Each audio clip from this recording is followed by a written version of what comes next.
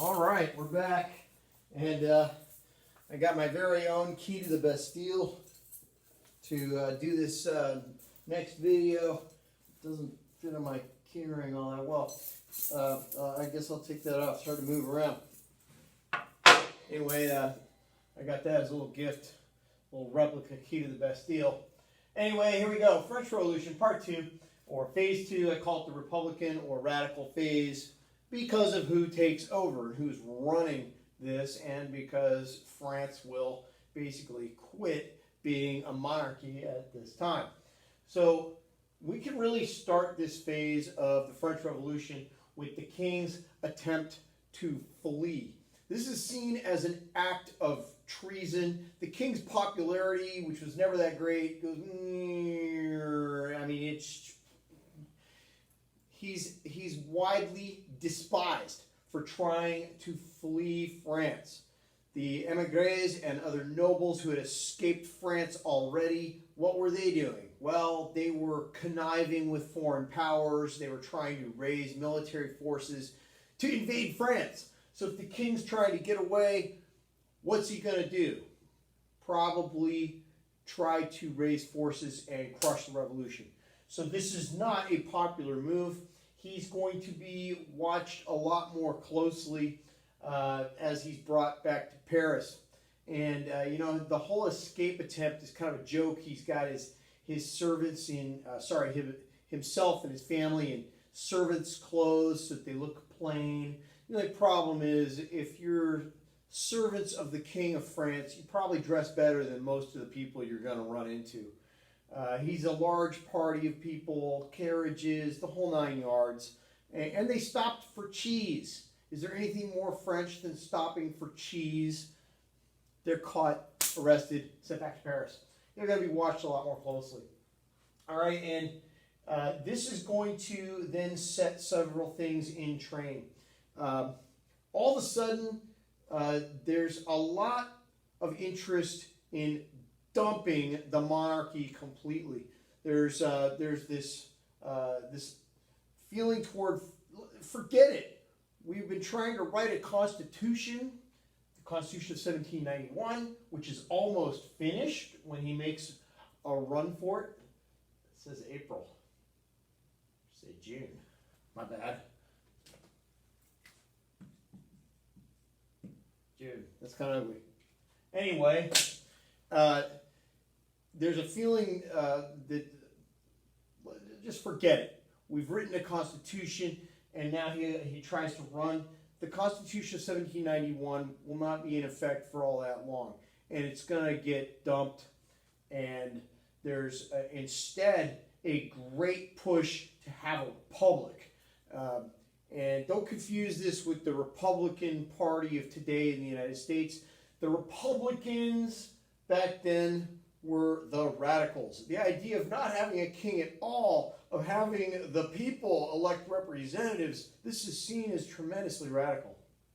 And the Republicans, and we're going to meet these guys in a minute, the Jacobins, they're the most radical of all, but the Republicans in France are saying things like, we don't need a king, down with kings, down with our king, down with your king. And this alarms the traditional and conservative elements in France and other countries in Europe very much. And, you know, it's an irony that the Republicans of the 1790s are considered the radicals, whereas the Republicans today in the United States are seen as the conservatives. How things do change. Anyway, we will keep going here. The capture of the king, brought back to Paris, this is going to generate and feed into rising international tension. And Austria and Prussia both send a joint warning, you better not hurt Louis and his family. And the attitude of the revolutionaries is kind of like, bring it. And some of them are just not shy at all. We're going to do away with our king today. We're going to do away with your king tomorrow. So this is very threatening for the king. Obviously, it's also very is seen as very threatening in other kingdoms. And so we are in a period of rising tension. Meanwhile, the king is not super cooperative with the laws and that are edicts that are coming out of the National Assembly. And so he's increasingly seen as a problem. You tried to run away, and now you are trying to obstruct the will of the people and the will of this revolution. So we're going to actually go to war in April of 1792. And at first, the French don't do very well. The army's in disarray. The officers, I mean, think about who are the officers. They are nobles. Many of them have fled. But what we're going to see is two things. One, France is going to start developing new leaders. They're going to rise up, and they're not going to gain their position because of their birth or because they bought it. They're going to gain their position because of their talent and their energy. And the revolution itself has a lot of energy. France has a lot of energy. Maybe the army's not so professional, but they got a ton of energy. And as things go badly at first, they're going to do something new in warfare, which is basically call on the citizens of France to say, rise up, defend your nation. And by their tens of thousands, the French rise up to defend their nation. And this is going to change warfare forever. It turns out the only way to oppose the massive armies that the French are going to be able to put in the field is to create your own massive armies.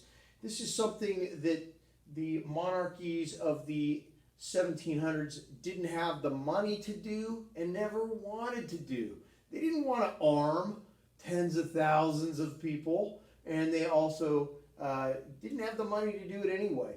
So they're going to have to find new ways to fund their military adventures, and they're going to see their political situations in their countries change as well. How do you tell people who you have armed and trained that you still don't have any significant rights? Okay, so that's all some major effects of the French Revolution that are ongoing because of these wars that are going to be fought. Anyway, to keep going, and I have it in an order here, but there's a sense that there's a lot of stuff that's almost happening simultaneously. There's a sense of runaway train about this phase of the revolution. And so to keep my story going, though, as best I can, in August of 1792, the mob of Paris, again, rises up. The sans-culottes, and I'm sorry all you French speakers who die inside whenever I try to say anything in French, but there you go. The sans-culottes, they rise up and they basically take over the city government of Paris. And they storm the palace where Louis is sort of kept. And he and his family flee to the assembly for protection. And they are going to demand, the mob, demand and get a republic.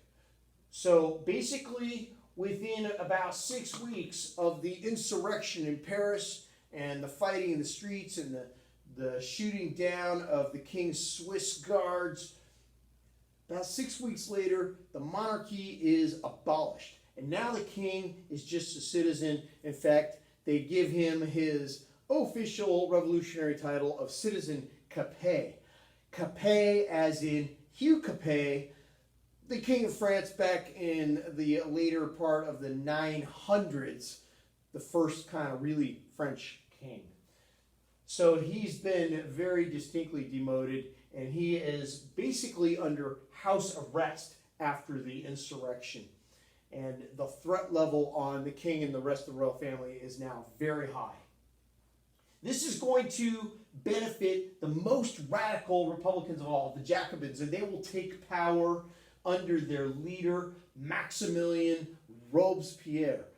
And this guy is a massive intellect. He's a lawyer, but he's also stone cold.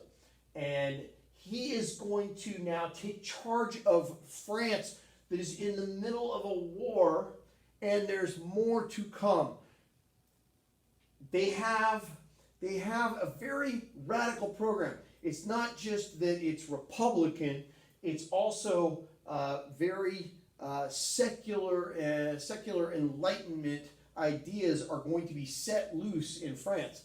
And so part of what we see here is a very aggressive de-Christianization campaign that the Jacobins are going to insist upon.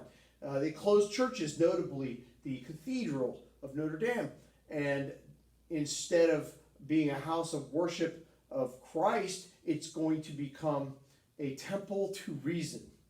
And they're going to have a festival of reason. And later, because people miss God, they'll say, you know, let's call it the cult of the supreme being. Whatever it is, it's not Christianity. This is going to basically cause them to lose the support of a good chunk of the peasantry. And remember, they are the largest group in France. The peasantry are going to rise up in a series of revolts. The most serious is in southwest France, the Vendée. And this becomes basically a major internal civil war. And it will be finally crushed. It's March to December of 1793. It will be finally crushed with great cruelty. They basically load prisoners on a ship and sink it in the river, and they keep repeating the process and dragging the drowned bodies off until they run out of prisoners. It's a war within a war. It's a civil war within a revolution. Another reason, this is nothing like the American Revolution. Something like 180,000 French will die at the hands of other French and in the difficulties caused by the Vendée. Meanwhile, I want you to have the feeling that this is like an atmosphere of crisis. Well, Maximilien Robespierre's solution to this atmosphere of crisis, of war and rebellion is the Reign of Terror.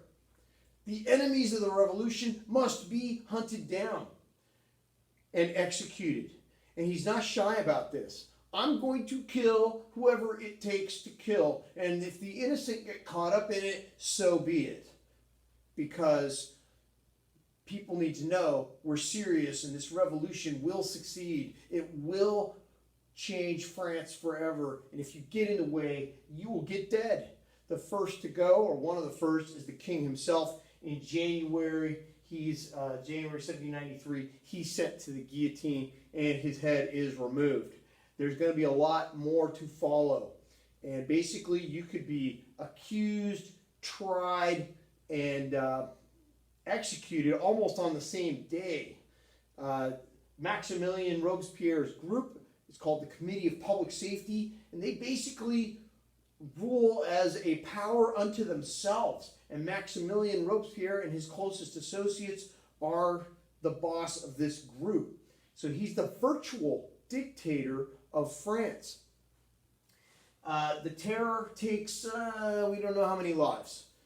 About 2,500 official executions in Paris, but there were probably a lot more killings than that, especially once you start to add in the killings in the countryside and in the other cities of France. So the Reign of Terror is this infamous incident that happens during the French Revolution. And it comes to an end because the Vendée is crushed. The war is going well now as the French are really hitting their stride. And so Robespierre, meanwhile, is turning the Reign of Terror more and more on his own closest associates. He's starting to go after the fellow Jacobins. Nobody is loyal enough. Nobody's a revolutionary enough to please him. And they start to feel like, I could be next. And so they decide to go after Robespierre and his closest associates. And so Robespierre himself is arrested, and Robespierre himself will be sent to the guillotine with a shattered jaw. He apparently tried to take his life rather than be executed, and he missed. So this will bring this phase of the French Revolution to an end. And this is the phase that where so many people remember, and certainly in the United States at that time, there was a sense of horror at what has gone wrong in France. All right, more next time.